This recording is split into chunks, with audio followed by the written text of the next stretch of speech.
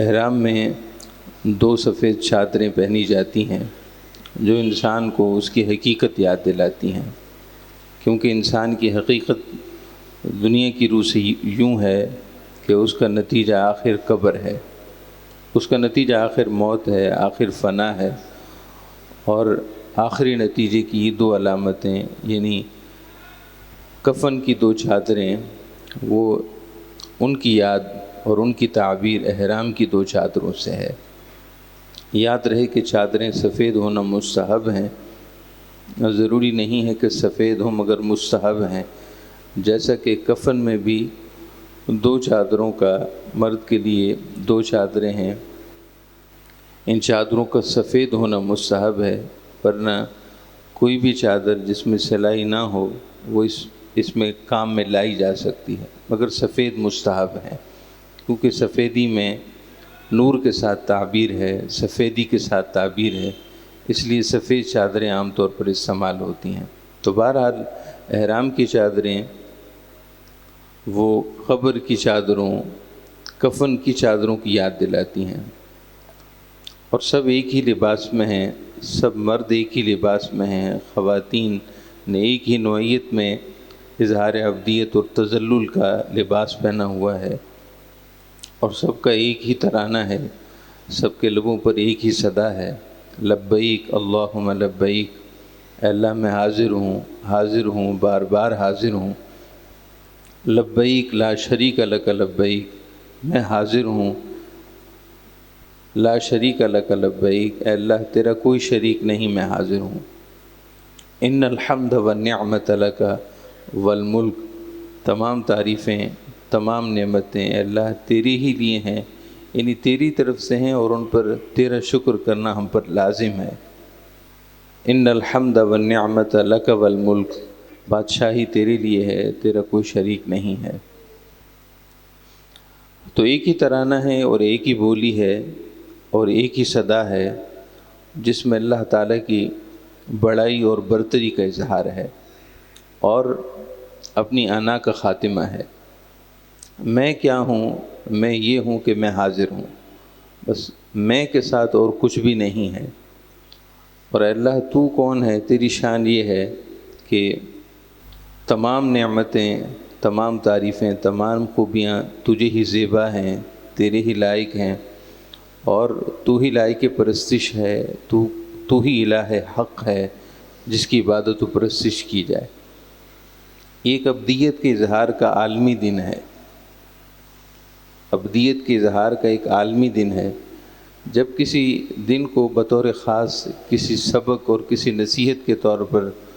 یاد کیا جاتا ہے تو اس کا طریقہ یہی رہا ہے، قدیم میں بھی، عصر قدیم میں بھی اور عصر جدید میں بھی، کہ کئی لوگ جمع ہو کر اس ایک بات کو دہراتے ہیں، خواہ وہ قولی ہو یا فعلی ہو یا مالی ہو۔ جب کسی ایک چیز کو سب مل کر، کئی لوگ مل کر دہراتے ہیں تو اس کا عالمی دن ہوتا ہے، اس کی یاد دلانے کے لیے، اس سبق کو تازہ کرنے کے لیے، اس سبق کو از سر نو یاد دہانی اور یاد کرانے کے لیے ہوتا ہے۔ سو ایک ہی جگہ پر سب جمع ہیں اور سب ایک ہی صدا میں اللہ تعالیٰ کے حضور بار بار حاضر ہونے کا سبق دہرا رہے ہیں، تو یہ عبدیت کے اظہار کا ایک عالمی دن ہے۔ پھر تلبیہ پڑھنا جواب محبت ہے، تلبیہ پڑھنا محبت کا جواب ہے۔ کون سی محبت؟ جو اللہ کو اپنے بندوں سے ہے، اور اللہ تعالیٰ نے اس محبت کا اعلان سیدنا ابراہیم خلیل اللہ علیہ السلام کی زبان سے کروایا۔ جب وہ خانہ کعبہ کی تعمیر کر چکے تو عرض کیا، رب العالمین تیرے حکم پر بیت اللہ شریف کی تعمیر مکمل ہو چکی ہے، اب کیا حکم ہے؟ ارشاد ہوا کہ آپ اعلان کیجئے، میرے بندوں کو بلائیے، وہ میرے گھر کا طواف کریں، میرے گھر کی زیارت کریں، میرے گھر میں آئیں اور میرے گھر کی زیارت کریں۔ یا اللہ میرا اعلان کون سنے گا؟ یہاں تو میرے اور سیدنا اسماعیل علیہ السلام کے علاوہ کوئی اور نہیں ہے، وہاں آبادی نہیں تھی اس وقت۔ یا اللہ میرے اور میرے فرزند، میرے بیٹے کے علاوہ کوئی اور نہیں ہے، میری آواز کون سنے گا؟ ارشاد فرمایا کہ اعلان آپ کریں، آپ کے اعلان کو روئے زمین کی ہر انسان تک ہم پہنچائیں گے، آپ اعلان کیجئے۔ سیدنا ابراہیم علیہ السلام نے پھر اعلان کیا، اور آپ کے اعلان کو اس وقت روئے زمین پر جتنے انسان موجود تھے سب نے سنا، بلکہ عالم ارواح میں جتنی روحوں نے آنا تھا اور ابھی دنیا میں نہیں آئی تھیں، سب روحوں نے اس آواز کو سنا۔ تو یہ جواب محبت ہے کہ جب ہم کہتے ہیں کہ لبیک اللہم لبیک، تو یہ اسی پکار کا جواب ہے جو اللہ کی طرف سے سیدنا ابراہیم علیہ السلام نے پکارا تھا کہ آؤ اللہ کے گھر کی طرف۔ اور اللہ تعالیٰ نے قرآن پاک میں اس کا ذکر فرمایا ہے کہ وَعَلَىٰ كُلِّ ضَامِرٍ يَأْتِينَ مِنْ كُلِّ فَجٍّ عَمِيقٍ، یہ وہ اللہ کا گھر ہے جس کی طرف سب کشاں کشاں کھینچے چلے آتے ہیں، دوڑے چلے آتے ہیں۔ کوئی سواریوں پر ہے، کوئی بغیر سواری کے ہے، کوئی پا پیادہ ہے، کوئی پیدل چل رہا ہے، کسی کو سواری میسر ہے، کسی کو بہتر سواری میسر ہے، مگر اس فج عمیق دور دراز وادی کی طرف دنیا کے کونے کونے سے لوگ کھینچے چلے آتے ہیں۔ تو یہ کشش صرف ایک متقی اور پرہیزگار صاحب ایمان ہی کو حاصل نہیں، بلکہ ہر صاحب ایمان کو حاصل ہے۔ کوئی کتنا ہی فاسق و فاجر کیوں نہ ہو، لیکن جب اسے یہ کہا جائے کہ آپ اللہ کے گھر کی زیارت کرنا چاہتے ہیں، عمرے کے لیے جانا چاہتے ہیں، حج کے لیے جانا چاہتے ہیں، تو وہ اس محبت میں پگھل جاتا ہے۔ محبت میں اس کی آنکھوں سے آنسو بہہ پڑتے ہیں۔ ایسا کیا ہے؟ حالانکہ ہم اسے دیگر چیزوں کی دعوت دیتے ہیں کہ آئیے قرآن پاک کی تفسیر میں شریک ہو جائیں، یا کسی بھی دین کے کسی بڑے عمل کی دعوت دیتے ہیں، بعض دفعہ اثر ہوتا ہے، بعض دفعہ نہیں ہوتا،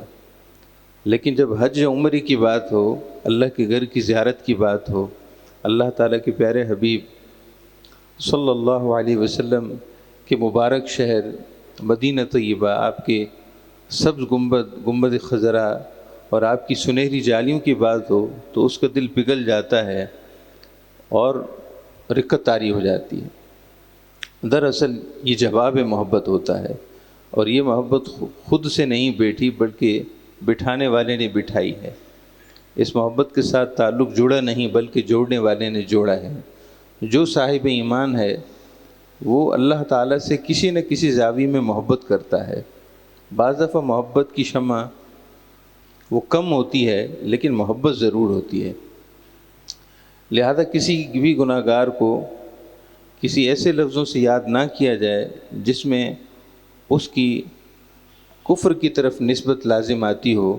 یہ بہت بڑی جسارت ہے۔ کسی صاحب ایمان کلمہ گو کو کافر کہنا یا اس کی طرف کفر کی نسبت کرنا کوئی چھوٹی بات نہیں ہے۔ ہمیں اسلام اس قدر شدت پسندی اور شدت مزاج ہونے کی اجازت نہیں دیتا۔ اسلام ایک مضبوط قلعہ ہے، اسلام ایک مضبوط فصیل پر مشتمل ایک برج ہے، ایک مضبوط قلعہ ہے۔ ایسے ہی کوئی شخص اس سے خارج نہیں ہو جاتا۔ جو صاحب ایمان ہے وہ صاحب محبت ہے، اور اس پر صحابہ اکرام کی روایات شاہد ہیں۔ اصلاح بھی تدریجاً ہوتی ہے، یکدم کسی کو ہم شر سے اٹھا کر خیر میں نہیں ڈال سکتے، یکدم کسی کو برے ماحول اور برے معاشرے سے کوئی ایک عام انسان وہاں سے لا کر اس کو خیر کے دائرے میں داخل نہیں کر سکتا۔ اللہ چاہے تو ہوتا ہے اور اس طرح واقع ہوتا ہے، لیکن تدریج وہ فطرت کا تقاضا ہے، آہستہ آہستہ ہر چیز ہوتی ہے۔ تو بہرحال احرام کی یہ 2 سفید چادریں یہ اللہ تعالیٰ کی بارگاہ میں اظہار عبدیت ہیں، اور تلبیہ پڑھنا یہ جواب محبت ہے، جواب اعلان محبت ہے جو سیدنا ابراہیم علیہ السلام نے کیا تھا۔ پھر بیت اللہ شریف کا طواف ہوتا ہے۔ طواف اللہ کے گھر خانہ کعبہ کے آس پاس صرف 7 چکروں اور 7 پھیروں کا نام نہیں ہے، بلکہ حقیقت میں یہ اللہ تعالیٰ کی محبت اور اس کے عشق کا ایک دیوانہ وار اظہار ہے۔ یعنی طواف کرنے والا ایک محب ہے، اللہ تعالیٰ کا عاشق ہے، اللہ تعالیٰ سے محبت کرنے والا ہے، وہ رب تعالیٰ کی جستجو اور تلاش میں ہے، یا اللہ تو مجھے کہیں کسی مثالی صورت میں تیرا جلوہ ظاہر ہو، جیسا کہ سیدنا موسیٰ علیہ السلام کے لیے ظاہر ہوا تھا، تو یا اللہ میں تجھ سے لپٹ جاؤں، یا اللہ میں تیرے ارد گرد اس طرح چکر لگاؤں جس طرح کہ پروانہ شمع کے گرد چکر لگاتا ہے، یا اللہ تو مجھے کہیں جس میں مثالی میں نظر آ جائے تو میں تیرے قریب ہوں، تیرے اور قریب ہوں، مجھے لطف آئے اور مزہ آئے، میں تیری زیارت کر سکوں۔ مگر ظاہر ہے یہ دنیا میں ممکن نہیں ہے۔ اللہ تعالیٰ کا دیدار وہ صرف آپ صلی اللہ علیہ وسلم کی ذات اقدس کے ساتھ دنیا میں خاص ہے، اور پھر انبیاء کرام کے لیے مختلف اس کی صورتیں ہیں، تو ایک عام صاحب ایمان کے لیے دنیا میں ممکن نہیں۔ اللہ تعالیٰ نے اس محبت کو پورا کرنے اور اس پیاس کو بجھانے کا یہ طریقہ رکھا ہے کہ میرا گھر خانہ کعبہ زمین پر تعمیر ہے، تم اس سے لپٹ جاؤ، تم ملتزم سے لپٹ جاؤ، تم حجر اسود کے بوسے لو، تم بیت اللہ شریف کی دیواروں سے دیوانہ وار لپٹ جاؤ، اس کے استار اور پردوں کو یوں سمجھو کہ میرے رحمت کے پردے ہیں۔ بیت اللہ شریف کے پردے یہ میری رحمت کے پردے ہیں۔ بیت اللہ شریف کے کونے میں نصب حجر اسود یہ یوں ہے جیسے میرے دست رحمت ہو، میری رحمت کا ہاتھ ہو، اس کو چومو، اس کو بوسے لو، یہ ایسے ہے جیسے تم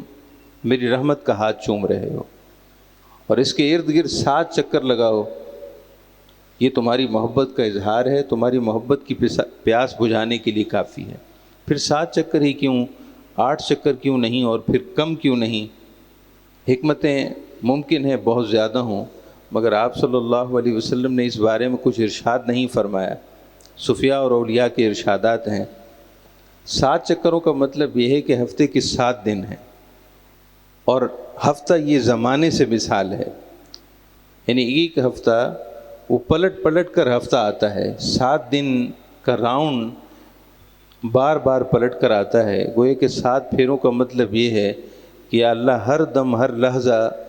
ہر وقت میں تیری محبت کے ارد گرد یوں ہی چکر لگا رہا ہوں۔ میرا سب کچھ تو ہے، میرا محور تو ہے، میرا مرکز تو ہے، یا اللہ میری محبتوں کا محور تو ہے، بس میرے لیے سب کچھ تو ہی تو ہے۔ یہ 7 پھیرے اور 7 چکر اپنی محبت کا اظہار ہوتا ہے۔ یہ کوئی نصاب نہیں ہے کہ جس طرح ہم مختلف دیگر عبادات کو نصاب اور گنتی سمجھ کر پورا کرتے ہیں اور کہتے ہیں عبادت ہو گئی۔ یقیناً ہر ایک چیز کے پیچھے، عبادات کے نظام میں ہر ایک چیز کے پیچھے درجنوں، سینکڑوں، ہزاروں، لاکھوں، کروڑوں حکمتیں پوشیدہ ہیں، بس جس کی پہنچ جہاں تک ہے، جس کی رسائی جہاں تک ہے، جو جہاں تک سمجھ سکتا ہو۔ اولیاء اللہ اور صلحاء ایسے بھی گزرے ہیں کہ جب وہ اپنے گھر سے سفر شروع کرتے تھے حج کے لیے، عمرے کے لیے، تو ان سے پوچھا جاتا کہ کہاں جا رہے ہو، وہ یہ نہیں کہتے تھے کہ کعبۃ اللہ جا رہے ہیں، وہ کہتے تھے کہ اللہ، ہم اللہ کی طرف جا رہے ہیں۔ وہ گھر کا ذکر نہیں کرتے تھے، گھر والے کا ذکر کرتے تھے۔ وہ مکان کا ذکر نہیں کرتے تھے، وہ مکین کا ذکر کرتے تھے۔ اور یہ ذکر صرف زبانی نہیں تھا، بلکہ ان کے دل کی عکاسی کرتا تھا، یعنی ان کی نیت میں یہ چیز پختہ ہوتی تھی، ان کے ارادے میں یہ چیز سرایت کی ہوتی تھی۔ وہ اسی ارادے سے چلے ہوتے تھے کہ ہم گھر کو دیکھنے نہیں جا رہے، بلکہ بیت اللہ شریف جس کا گھر ہے اللہ تعالیٰ، ہم اس کو دیکھنے کے لیے جا رہے ہیں۔ ہم خانہ کعبہ کے ارد گرد 7 چکر لگانے نہیں جا رہے، بلکہ اللہ تعالیٰ کے نور، اللہ تعالیٰ کے ارد گرد دیوانہ وار 7 چکر لگانے کے لیے، اپنی محبت کے اظہار کے لیے جا رہے ہیں۔ سو پھر نتائج بھی ایسے ہی برآمد ہوتے تھے۔ بہت سے صلحاء ایسے بھی گزرے ہیں جو راستے میں ہی محبت کی تاب نہ لا سکتے اور سفر حج کے دوران ہی جان دے دیتے تھے، اور کچھ ایسے بھی ہوتے جو بیت اللہ شریف پر پہلی نظر پڑنے پر جان دے دیتے تھے۔ وہ پہلی نظر بیت اللہ شریف پر پڑنے کی وجہ سے ان کی جان نہیں جاتی تھی، بلکہ حقیقت یہ ہوتی تھی کہ وہ اللہ تعالیٰ کے نور کا جلوہ دیکھتے تھے، کیونکہ ان کا مقصد ہی اللہ کا دیدار ہوتا تھا، بس جسم سے روح نکلتی تھی اور وہ اللہ کا دیدار کرتے تھے۔ تو بہرحال جو جس نیت کے ساتھ سفر کرتا ہے اسی کے مطابق ہی حصہ پاتا ہے۔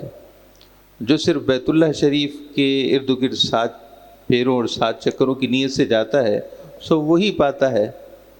یا اور کچھ فضل اور انعام پائے تو یقیناً وہ اللہ کی رحمت ہے اور وہ ہر شے پر قادر ہے، مگر نیت کا نتیجے کے ساتھ جو گہرا ربط اور تعلق ہے اس کو اہل حقیقت ہی سمجھتے ہیں۔ چلیں بیت اللہ شریف تو دور ہے، ہم اپنی نماز کی بات کرتے ہیں۔ اگر ہم مسجد میں نماز پڑھنے کے لیے آئیں کہ 4 رکعت میں ظہر پڑھنے جا رہا ہوں، فرض 4 رکعت فرض ظہر پڑھنے جا رہا ہوں، تو بس ہم وہی پڑھتے ہیں۔ کسی کی نیت ہے کہ میں 4 رکعت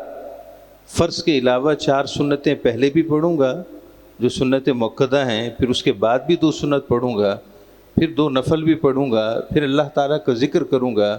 اور اللہ تعالیٰ سے دعا کروں گا کہ یا اللہ میری نماز اس قابل نہیں کہ پیش کی جا سکے، تو محض اپنے فضل سے قبول فرما لے، میری ایک ٹوٹی پھوٹی عبادت اور بندگی کی ادائیگی کو قبول فرما لے۔ دونوں کی نماز میں کتنا فرق ہوگا؟ بہت بڑا فرق ہوگا۔ اور تیسرا وہ ہے جو نماز کے لیے آ رہا ہے، وہ نماز کے لیے نہیں آ رہا، وہ کہتا ہے کہ میں اللہ تعالیٰ سے ملاقات کرنے کے لیے جا رہا ہوں، میں اللہ تعالیٰ سے مناجات کے لیے جا رہا ہوں، کافی وقت ہو گیا ہے، فجر میں اللہ کی بارگاہ میں خاص حاضر ہوا تھا، اب کافی وقت ہو گیا ہے، بے قراری نے مجھے آ لیا ہے، دل پریشان ہے، کب ظہر کا وقت آئے اور میں اللہ کی بارگاہ میں کھڑا ہو کر